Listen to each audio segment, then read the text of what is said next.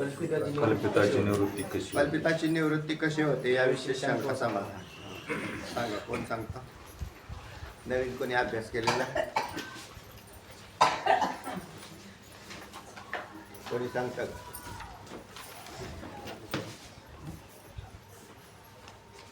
ओंकार, ओम.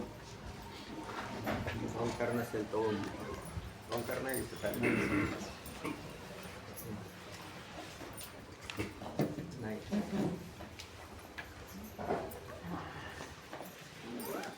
पहिला कोण सांगताय? नवीन चोबेताय सांगा. स्वतः गेल्या वेळेस स्वतः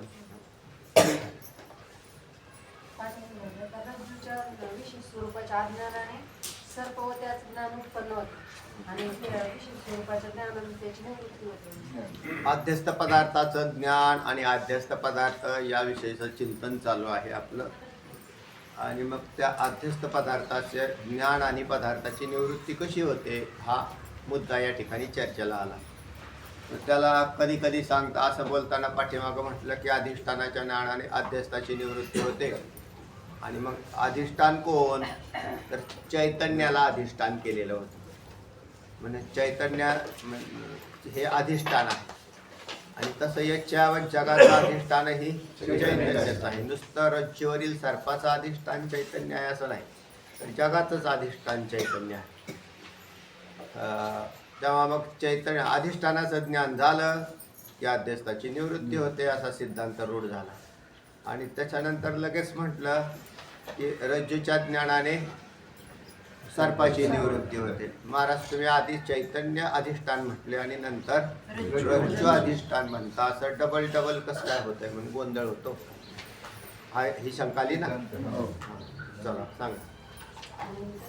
कल्पिताची निवृत्ती कशी होते त्याच्याविषयी शंका समाधान. हां, तर कल्पिताच्या निवृत्तीची विषयी शंका.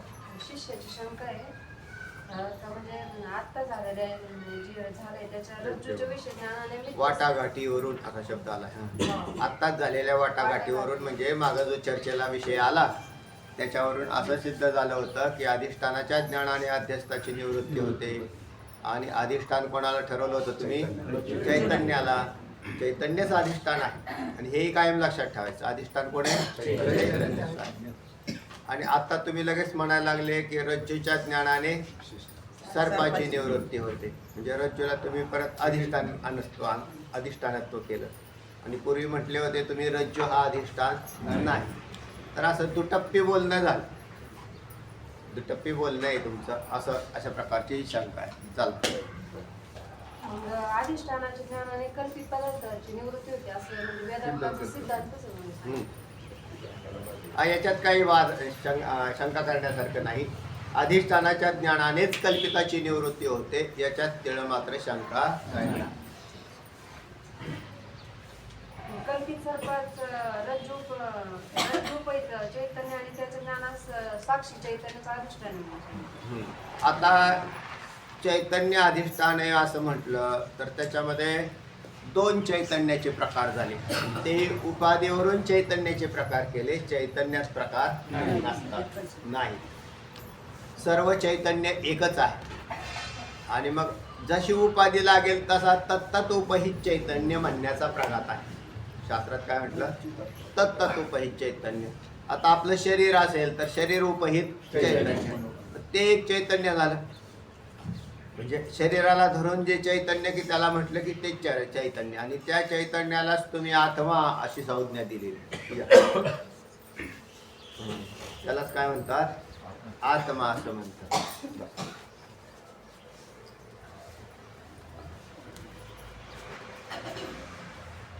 तेव्हा आता रज्जूच्या ठिकाणी असणारं चैतन्य त्याला रज्जूपहित चैतन्य म्हणतात. सर्पाच्या ठिकाणी असणारं सर्प तिथं एक उपहित चैतन्य झालं. तर असा तत्त उपहित चैतन्य बोलण्याचा प्रघात आहे. चला पुढे. अधिष्ठाना वाचून केवळ रज्जूच्या विशेष ज्ञानाने सर्प आणि त्याचं ज्ञानाची निवृत्ती होते असं कसं म्हणता येईल? हां, तर काय म्हटले परत पंगा? अधिष्ठान चैतन्य वाचून केवळ रज्जूच्या विशेष ज्ञानाने सर्प व त्याच्या ज्ञानाची निवृत्ती होते असं होणार नाही, कारण त्यांनी जे आता इथं वरती बोललेले होते ना, की असं म्हणा की अधिष्ठानाच्या आता असे आता जसे नाही इथे नाही, कुठं आहे ते? रज्जूच्या विशेष स्वरूपाच्या अज्ञानाने सर्प व त्याचे ज्ञान उत्पन्न होते, तसेच रज्जूच्या विशेष रूपाच्या ज्ञानाने सर्प आणि त्याचे ज्ञान निवृत्त होते असं म्हटलेलं होतं. तर तुम्हाला तसं म्हणता येणार नाही म्हणतात का? मग अधिष्ठान ज्ञानानेच कल्पिताची निवृत्ती होते असं सिद्धांतात बाद नाही आणतात. हा हा, तर या सिद्धांताला बाधा येईल. अधिष्ठानाच्या ज्ञानाने कल्पिताची निवृत्ती होते, या सिद्धांताला बाधा येणार नाही का? तर बाधा येते असं अशी शंका आहे.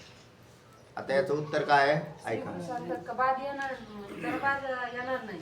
बाद येणार नाही. आता शंका जर कळाली तर उत्तरामध्ये आनंद आहे, नाहीतर शंकाच कळाली नाही तर उत्तरात काय आनंद आहे. म्हणून दोन अधिष्ठानं झाली असं सांगायचं. शंकेत काय आलेलं आहे? दोन अधिष्ठानं झाली.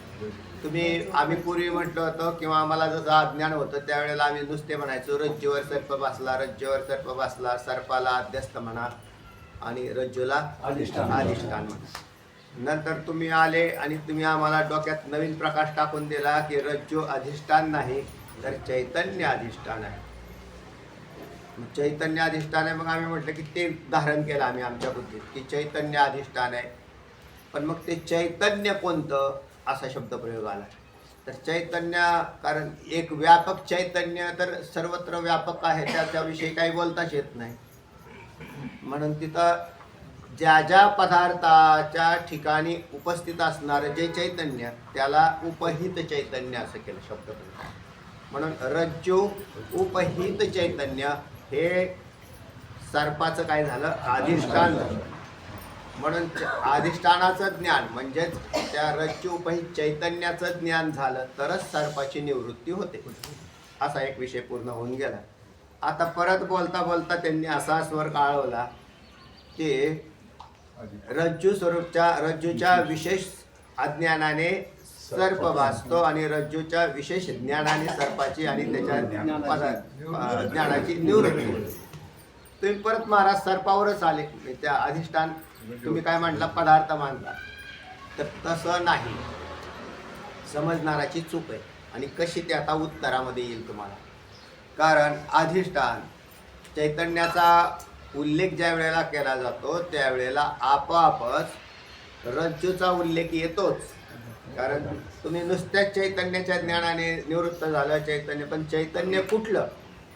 तर तिथं शब्दप्रयोग काय येतो? रज्जू. बस एवढंच उत्तर येतं. आणि मग हे कसं घडतं? जसं खाली दृष्टांत दिला त्यांनी की सुवर्ण अलंकार सोन्याचा असतो. मग सोन्याचा जो अलंकार आहे तो म्हणजे काय व तर ते म्हटले काय नाही, मंगळसूत्र, लक्ष्मी हार, पोहे हार, सगळे हार पाहिजे. आता तुम्हाला लक्ष्मी हार असं म्हटलं ना तुम्ही. चप्पल हार बी आहे ना, चप्पल हार, बूट हार नाही. आता चप्पल हार जर तुमचा असेल, हा लक्ष्मी हार आहे, मग त्या लक्ष्मी हार मध्ये तुम्ही काय पाहिला? लक्ष्मी हार पाहिला का सोनं पाहिलं? सोनाराने सोनं पाहिलं. पण दुसरा एक मनुष्य आहे तो तिथे जाताना हार पाहत आणि सोनं पाहत. हे सोनाराचं वैशिष्ट्य आहे. आले का सोनार? इकडे ते काय होत्या? सुवर्ण. पण त्यावेळेला तुम्हाला आम्हाला सुद्धा कशाचं ज्ञान होतं? म्हणजे अलंकाराचं, म्हणजे वरच्या कलाकुसरीचंही ज्ञान होतं आणि सोन्याचंही ज्ञान एकाच काळात होतं. अगदी तसंच रज्जूचं आणि चैतन्याचं ज्ञान एकाच काळात. बस हे उत्तर आहे त्याचं. म्हणून तिथे आपोआपच, कारण दागिना कशाचा आहे? सोन्याचा. आणि मग सुवर्णाचं ज्ञान होतच ना. अलंकाराचं ज्ञान होताच सोन्याचंही होतं. नुसतं अलंकाराचं ज्ञान घ्या ना, आम्ही आमचं सोनं बाहेर काढून ठेवतो. होईल का? एकाच काळात. तसं चैतन्य आणि रज्जू इथला दृष्टांतातला हे एकाच काळात ज्ञान होतं. बस हेच उत्तर येतं. म्हणून कधी कधी बोलताना आम्ही रज्जू म्हणतो, पण लावून घेताना तुम्ही काय करायचं? चैतन्य लावायचं. काही वेळेला तुम्हाला मुद्दामून हा विषय सांगितला की चैतन्याच्या ज्ञानाशिवाय म्हणजे अधिष्ठान चैतन्याच्या ज्ञानाशिवाय अध्यस्थाची निवृत्ती होत नाही, हा सिद्धांत अबाधित आहे. हा? मीच सांगितलं सुद्धा, पण तरी सुद्धा सांगा, जोग साहेब सांगा काय म्हणताय. उदाहरण दिलं ते सोनं सांगितलं, जड पदार्थाच्या ज्ञानकारी त्याच्या पदार्थाच्या अधिष्ठान जे चैतन्य आहे त्याचं सुद्धा ज्ञान होत असतं. अधिष्ठानाचं ज्ञान आपापच होतं. रज्जू पाहायला गेला म्हणजे रज्जू नाही सर, रज्जूच नाही, चैतन्य तर तिथे आहेच, फक्त ती एक नजर आहे. आता आपल्याला कसं आहे, जोपर्यंत तुम्हाला शास्त्र संस्कार नाही तोपर्यंत आपण, किंवा शास्त्र संस्कार बी झाले तरी पदार्थाची ज्ञान होत असताना अशी काय प्रक्रिया आपल्या बुद्धीत कधीच येत नाही की आम्हाला अधिष्ठान चैतन्याचं ज्ञान होतंय आणि नंतर मग आम्हाला सतत उपहित या गुलाब पुष्पाचं आम्हाला ज्ञान झालं. गुलाब पुष्पाचं ज्ञान म्हणजे गुलाब पुष्प उपहित जे चैतन्य, त्या चैतन्याचं ज्ञान असं आपल्याला वाटत नाही. आपल्याला सरळ दिसतं पदार्थाचं ज्ञान झालं, पदार्थाचं ज्ञान झालं, पण पदार्थाचं ज्ञान होईलच कसं, तर चैतन्याशिवाय ज्ञान होत नाही. आणि त्या चैतन्यालाच अधिष्ठान केलेलं आहे. मग अधिष्ठान ज्ञानाने अध्यस्थाची निवृत्ती होते, हा सिद्धांत अबाधित झाला.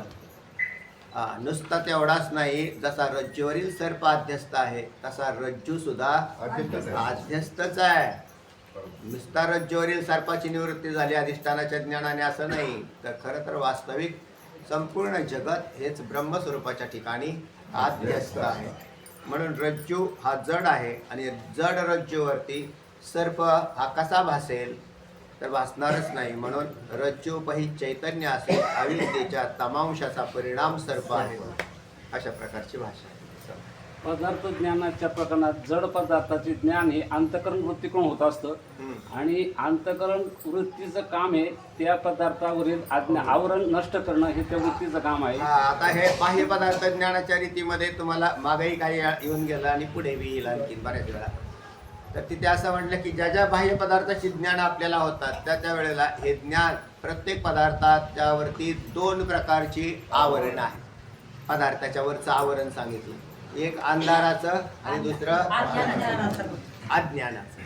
अंधाराचं आवरण प्रकाशाने दूर केलं जातं. जसं आता जर रात्र असते आणि माझ्या हातात फूल असतं तर तुम्हाला फूल दिसलं नसतं, मग त्यांनी लगेच बल्ब लावला, बल्ब लावल्याबरोबर दिसलं. याचाच अर्थ अंधाराचं आवरण प्रकाशाने दूर केलं. पण तरी सुद्धा हा पदार्थ काय आहे याचं ज्ञान होण्यासाठी पुन्हा वृत्ती तिथे जाऊन धडकते आणि वृत्ती गेल्यावरती वृत्तीकडून एक काम होतं, पदार्थाच्या ठिकाणी असणाऱ्या अज्ञानाची निवृत्ती कुणी काढली केली, वृत्तीने. मग आता ज्ञान कसं झालं, तर वृत्तीबरोबर गेलेलं चैतन्य आणि तिथं उपलब्ध असलेलं प्रमेय उपहित चैतन्य, प्रमेय म्हणजे पदार्थाला प्रमेय म्हणतात, तर त्या दोन चैतन्यांचं एकत्रीकरण झालं त्या पदार्थाचं ज्ञान. अज्ञान किंवा आवरण हे जड पदार्थाच्या जड पदार्थाला नसतं, तर ते त्याच्या अधिष्ठान चैतन्याचं राहीलच कसं, अज्ञान जडाच्या आश्रित राहणारच नाही. अज्ञान कुठं राहतं, तर नेहमी चैतन्याच्या आश्रित अज्ञान राहतं. जसं खोटा पदार्थ हा स्वतंत्र अस्तित्ववान नाही, तर तो सत्य पदार्थाच्या आश्रितच राहतो. खोटा पदार्थ सत्य पदार्थाच्या आश्रित राहतो, असा अबाधित सिद्धांत आहे. म्हणून मायाकार्य असणारं संपूर्ण जगत, ज्याला तुम्ही आम्ही मिथ्या समजतो, वेदांत शास्त्राने त्याला मोठ्या आक्रोश करून सांगितलं की दिसणारं संपूर्ण जगत खोटं आहे, मिथ्या आहे. जगत खोटं आहे त्या अर्थी काहीतरी खरं असेल ना, खरं असेल तरच खोटं भासेल ना. तर काय खरं आहे, तर एक चैतन्य म्हणजेच ब्रह्म, तेच केवळ सत्य आहे आणि त्याच्या ठिकाणी जगत मिथ्या प्रतीतीला येतं. आणि मग जगत कार्य सुद्धा, जगतात अनेक कार्य घडतात, ती कशी घडतात, तर त्यालाही संगती आहे. अज्ञान अज्ञानातला निर्माण नाही करत, तर चैतन्याशिवाय अज्ञानात कोणताच बदल होणार नाही. म्हणून चैतन्याशिवाय बदल होत नाही. म्हणून निर्माण होणारे सगळे देह चैतन्याशिवाय निर्माण होणार नाही. नाहीतर नुसत्या मातीपासून बी देह व्हायला पाहिजे, तर पंचमहाभूतांपासून देह उत्पन्न होतात असं म्हटलं. पृथ्वी, आप, तेज, वायू, आकाश झाले का नाही. तर याचा एक चिखल केला तुम्ही या 5 भूतांचा, तर देह व्हायला पाहिजे, होताना दिसत नाही. होईल का, नाही होत. तर त्याच्या चैतन्याशिवाय होत नाही. म्हणून ते चैतन्य, मग आता तेही कसं चैतन्य, त्याची कशी उत्पत्ती होते, तर हा सगळा स्थूल सूक्ष्म पदार्थांच्या उत्पत्तीचा विषय तुम्हाला पुढे येणार आहे, आणखी पुढच्या तरंगामध्ये एकदा येणार आहे. अधिष्ठान चैतन्यावरील अज्ञानाचा नाश झाल्याशिवाय रज्जूचं ज्ञान होत नाही. आणि रज्जूचं ज्ञान ज्यावेळेस होतं, अधिष्ठानावरील अज्ञानाचं आवरण दूर झाल्याशिवाय झाल्याशिवाय रज्जूचे ज्ञान होत नाही. आणि ज्यावेळेस रज्जूचं ज्ञान होतं त्यावेळी रज्जूच्या अधिष्ठान चैतन्याचंही ज्ञान होतं, आपोआपच ज्ञान होतं. म्हणूनच कल्पित पदार्थात अधिष्ठान चैतन्य हेच आहे याचं सिद्ध होतं. कल्पित पदार्थाचं अधिष्ठान हे चैतन्य आहे हे सिद्ध झालेलं आहे. म्हणून अधिष्ठान ज्ञानानेच कल्पिताची निवृत्ती होती असा सिद्धांत सिद्ध होतो. अधिष्ठानाच्या ज्ञानानेच कल्पिताची निवृत्ती होते. हा सगळा विषय कशासाठी चाललाय, पुन्हा पुन्हा डोक्यात घेतचा. हा कशासाठी चाललेला आहे, तर ज्याला तुम्ही आम्ही सत्य समजतो असं हे जे विश्व आहे, तर हे विश्व सत्य नसून आभासित भासमान अशा प्रकारचं कल्पित असं आहे. पण कल्पित पदार्थाची व्यवस्था इतकी सुंदर कशी काय लागली, तर ती ईश्वराने लावलेली. आणि कशावर आधारित केली, कर्मगतीवर आधारित केलेली. म्हणून संपूर्ण जगत कर्मगतीवरती इतकं व्यवस्थित चाललेलं आहे. प्रत्येक पदार्थाच्या पाठीमागे त्याचं कर्म लागलेलं आहे. नुसतं जीवाकडेच कर्म गेलं असं नाही, जड पदार्थाचं सुद्धा ठिकाणी कर्म काम करतं असं म्हटलेलं आहे. तो पदार्थ पहा ना, एखादा दगड एखाद्या ठिकाणीच का पडलेला असतो, त्याच्यावर सुद्धा आपापच कर्माचा भाग चालू होऊन जातोय. वास्तविक कर्माचा अधिकारी चेतन जीव आहे. आणि जीवाच्या आश्रित जे कर्म जे आहे ते जीवाकडून घडतं आणि जीवाच्या ठिकाणीच राहतं. पण आपोआपच जडाला सुद्धा जीवाच्यामुळं कर्माला सामोरं जावं लागतं असं म्हणायचं आम्हाला. ते जड पदार्थ तिथे का पडले, तर कोणाचं तरी कर्म आहेच आहे. चला, तर तेव्हा अशा प्रकारे सुंदर या अध्यस्त जगताची व्यवस्था लागते. पण जगत जरी दिसायला सुंदर असेल तरी सुद्धा ते वास्तव सुंदर नाही, तर अधिष्ठान सुंदर आहे. आणि दिसणारं जगत हे भ्रमरूपच असं आहे, भासमान असं आहे, कालिक असं आहे. काही काळात अज्ञान कालात भासतं, ज्ञान कालात नसतं. अजून एक सिद्धांत आहे कुठला, आपल्याला का जगत भासतं, तर आमच्याकडे अज्ञान असल्यामुळे भासतं. आमचं अज्ञान जाईल कधी, जाईल ना, शास्त्र कृपेने, ईश्वर कृपेने, सद्गुरु कृपेने आणि तुमच्याच कृपेने. कारण तुमची बी कृपा तुमच्यावर झाल्याशिवाय जात नाही ना. या सगळ्या कृपांच्या द्वारे अज्ञान नाश पावल्यावर तो पुन्हा शरीर घेत नाही. आणि शरीर अज्ञानकारी आहे. आणि मग शरीर घेत नाही, मग कुठे झाले, अधिष्ठान. त्यांचा नाश नाही झाला तुमचा, मग कुठे गेले, अधिष्ठानाशी. जर ज्या एक तर आपण अधिष्ठानामध्ये राहू शकतो किंवा आध्यस्थात राहू शकतो. आता कुठे राहतोय, आध्यस्थात राहतो. कारण अंतःकरण रूपी घर, कारण सूक्ष्म स्थूल शरीर यांच्यामध्ये आपण काय राहतोय, अस्तित्ववान राहतो. ज्या वेळेला अधिष्ठानाचं ज्ञान झालं की या तिन्ही शरीर आपोआप नामशेष झाली, नाश पावले. कुठे गेले म्हणूच नाही, नव्हतेच तर गेलेच कुठं. सूर्य आल्यावर अंधार कुठे गेला सांगूच नाही, नव्हताच. सूर्याच्या पुढे अंधार आहे का, सूर्याच्या पुढे अंधार नाही. ब्रह्मचैतन्याच्या पुढे जगत आहे का, तर नाही. पण चैतन्याचं ज्ञान होणं गरजेचं आहे. हे ज्ञान कसं होईल, कसं आहे, हे संपूर्ण विचारसागर पाहिला की तुमच्या लक्षात येऊन जाईल.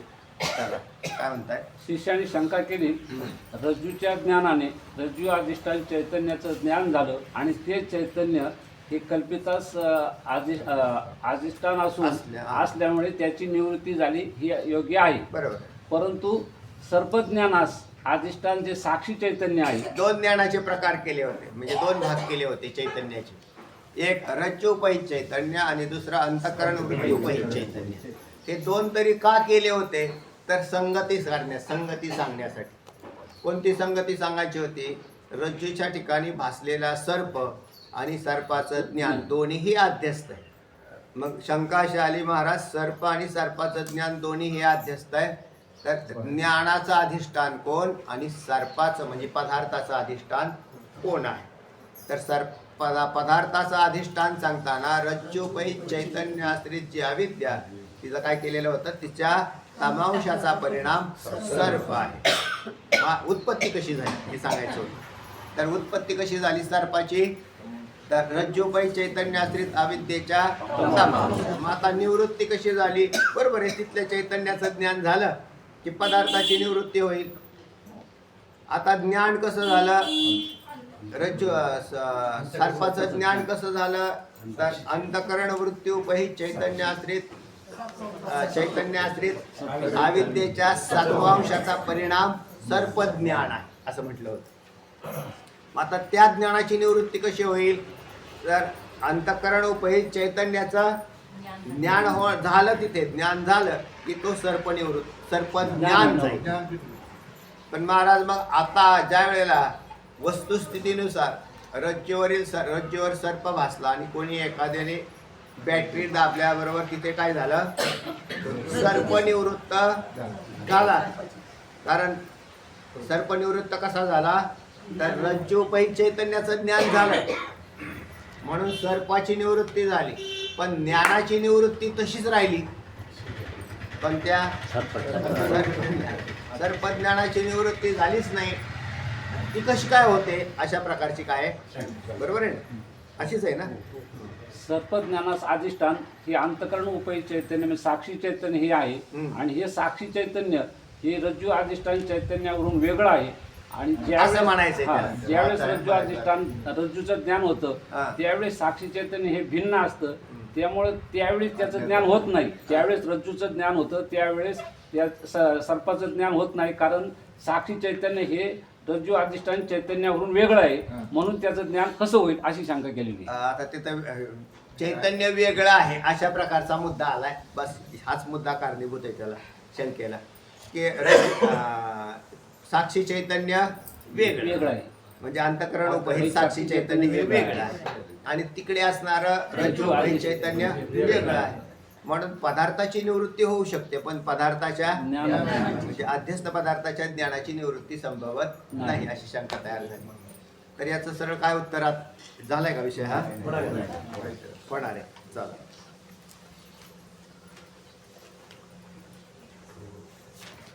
श्री गुरु, हा, ह्याचे एक उत्तर असे आहे. आधी शंका आलेली, शंका लक्षात आली म्हणजे उत्तर पुढे लक्षात येईल. शंका लक्षात आली ना की एकाची निवृत्ती होईल म्हणजे पदार्थाची निवृत्ती संभवते पण पदार्थाच्या ज्ञानाची निवृत्ती संभवत नाही. कोणता पदार्थ? अध्यस्त पदार्थ सर्प. ह्याचे एक उत्तर असे आहे की जितके ज्ञान म्हणून आहे तितके विषयांवर अवलंबून आहे. एक उत्तर असं आहे की जितके म्हणून ज्ञान आहे ते विषयावर अवलंबून आहे. विषय असेल तर ज्ञान होतं, विषय नसेल तर ज्ञान होत नाही. चैतन्य सर्वगत, ब्रह्म सर्वगत सदा सम, जेथे अणु नाही विषम, तेव्हा अशा प्रकारचं चैतन्य वर्णन केलेलं आहे. सर्वत्र अंतर्यामी चैतन्य भरलेलं आहे. पण मग आता असं जरी असेल तर मग त्या चैतन्य जर असेल तर ज्ञान व्हायला पाहिजे. ते म्हणले काय कारण आहे? पदार्थ असतील तर पदार्थांना तत्तच पदार्थ उपहित चैतन्याच्या द्वारे त्याचं काय होतं? ज्ञान होतं. अन्यथा ज्ञान होत नाही. म्हणून जितके ज्ञान म्हणून आहे तितके सगळे ज्ञान कशावर अवलंबून आहे? विषयावर अवलंबून आहे. विषय पुढे आला तरच ज्ञान होतं. आता माझ्या डोक्यात किती विषय असतील बरं, किंवा माझ्या डोक्यात किती पदार्थांची ज्ञान असतील? तुमच्या माझ्या पुष्कळ. पण पुष्कळ नंतर मग एखाद्या काय वेळेला जुन्या पदार्थ घेऊन आलेले असतात लोक, घरात ठेवलेले असतात, माहीत बी नाही, त्यांच्या लक्षात बी नाही. नंतर कालांतराने पत्नीने काढून दाखव, अहो हे कोणी आणलेलं आहे? हो हे तर मीच आणलेलं आहे. त्याला लगेच स्मरणात आला का नाही तो पदार्थ? पण इतके दिवस झाले त्याच्या स्मरणात नव्हता. तो पदार्थ समोर आल्याबरोबर त्याचं ज्ञान झालं. म्हणून असे कितीतरी ज्ञात अज्ञात अनेक पदार्थ आहेत आणि त्या सगळ्या पदार्थांची ज्ञान आपल्याला आत्ता असतात असं नाही. पण पदार्थ पुढे आला की त्याचं ज्ञान होतं. म्हणून जितकी ज्ञान आहे ती विषयावर, विषय या पदाचा अर्थच पदार्थावर अवलंबून आहे.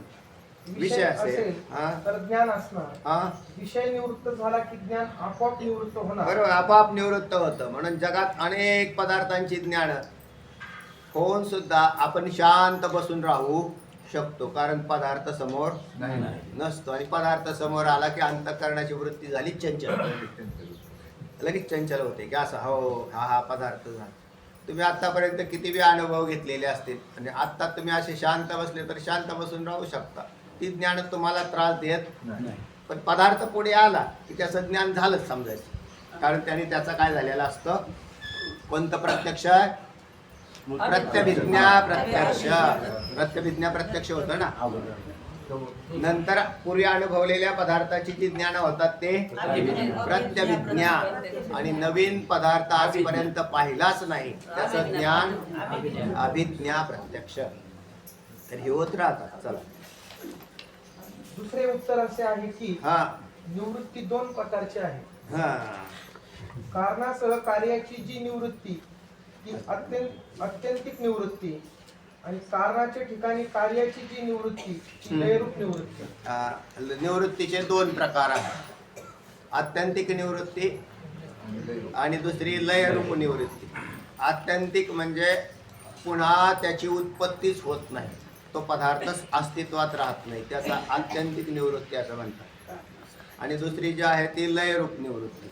पण याचं शास्त्रीय काय लक्षण आहे तर कारणासह कार्याची जी निवृत्ती तिला कारणासह कार्याची निवृत्ती तर तिला काय म्हणतात आत्यंतिक निवृत्ती असं म्हणतात. एखादं झाड आहे, ते झाड तुम्ही ज्या वेळेला असं वरून त्याला छाटल्यानंतर त्याची निवृत्ती झाल्यासारखी वाटते, परंतु ती झालेली नसते, कारण नंतर ते पुन्हा फुटतं. ते म्हणले का हे परत का फुटलं, त्याचं उत्तर आहे त्याची आत्यंतिक निवृत्ती झालेली नाही. म्हणले मग आत्यंतिक निवृत्ती कशी, तर मुळासकट ज्या वेळेला काढून टाकलं जातं त्याच्यानंतर त्याला फुटण्याचा संबंध राहत नाही. बरोबर आहे ना. म्हणून मुळासकट म्हणजे कारणासह, त्याचं कारण कोण आहे तर मूळ, जमिनीत आहे खाली. मुळासकट म्हणजे कारणासह, कार्य म्हणजे ते वृक्ष काढून टाक